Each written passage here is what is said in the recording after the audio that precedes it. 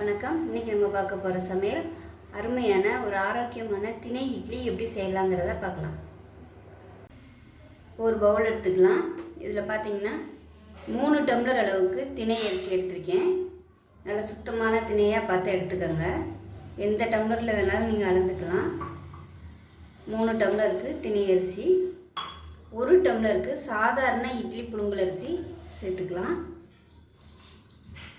ஏன்னா வெறும் திணை மட்டுமே போட்டோம்னா நமக்கு வந்து டேஸ்ட் ஒரு மாதிரியாக இருக்கும். அதனால் 1 டம்ளருக்கு வந்து இட்லி அரிசி சேர்த்தோம்னா சாதாரணமாக நம்ம இட்லி சாப்பிட்ற மாதிரி அதே டேஸ்ட்லேயே இருக்கும். இப்போ இது நல்லா ஒரு 4-5 தடவை கழுவணும். கழுவிட்டு பார்க்கலாம். இப்போ எந்த டம்ளரில் அரிசி எடுத்தீங்களோ அதே டம்ளரில் 1 டம்ளர் அளவுக்கு உளுந்து சேர்த்துக்கலாம். இப்போ இதையும் நல்லா 2 தடவை கழுவிட்டு பார்க்கலாம். இப்போ ரெண்டுமே நல்லா கழுவிட்டு தண்ணி ஊற்றி வச்சுருக்கேன். நல்லா ஒரு 2 மணி நேரம் ஊறணும். இப்போ வெந்தயம் சேர்த்துக்கலாம். அதாவது உளுந்தில் வந்து ஒரு 1/4 டீஸ்பூன் போல் வெந்தயம் சேர்த்துக்கலாம்.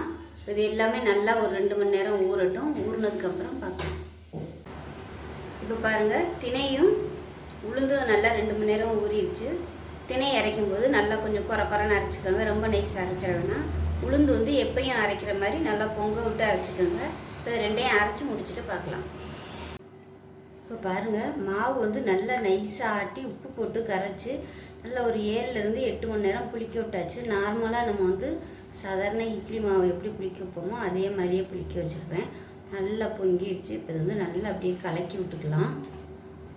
நல்லா கலக்கியாச்சு. இப்போ நம்ம இட்லியாக ஊற்ற ஆரம்பிச்சிடலாம். இப்போ பார்த்தீங்கன்னா இட்லி ஊற்றி வச்சுருக்கேன். வெந்ததுக்கப்புறம் பார்க்கலாம். இப்போ இட்லி வெந்துருச்சு. எப்படி இருக்குன்னு பார்க்கலாம். பாருங்கள், நல்லா அருமையாக வந்துருச்சு. எடுத்துடலாம். இப்போ பாருங்கள், அருமையான திணை இட்லி ரெடி ஆயிடுச்சு. நல்லா சாஃப்டாக இருக்குது இட்லி. பார்க்கையிலே உங்களுக்கு நல்லா தெரியும். நல்லா டேஸ்ட்டாகவும் இருக்கும். வித்தியாசம் தெரியாது. இதுக்கு வந்து சட்னி, சாம்பார் எது வேணாலும் வச்சுக்கலாம். நான் வந்து இன்றைக்கி மட்டன் குழம்பு வச்சதுனால மட்டன் குழம்பு வச்சுருக்கிறேன். ஸோ சுகர் பேஷண்ட்டாக இருக்கிறவங்க இந்த மாதிரி திணை இட்லி வந்து நைட்டுக்கும் காலைக்கும் எடுத்துகிட்டு வரையில் சுகர் லெவல் வந்து உங்களுக்கு நார்மலாகவே காமிக்கும். ஸோ இது மாதிரி சாப்பிட்டு பாருங்கள். ரிசல்ட் வந்து நல்லாவே கிடைக்கும். ஸோ இது மாதிரியே செஞ்சு பாருங்கள். செஞ்சு பார்த்துட்டு எப்படி வந்துச்சுங்கிறத சொல்லுங்கள். வீடியோ பிடிச்சிச்சின்னா லைக் பண்ணுங்கள், கமெண்ட் பண்ணுங்கள், சேனலை சப்ஸ்கிரைப் பண்ணுங்கள், பக்கத்தில் உள்ள பெல் பட்டனையும் ப்ரெஸ் பண்ணுங்கள். நன்றி.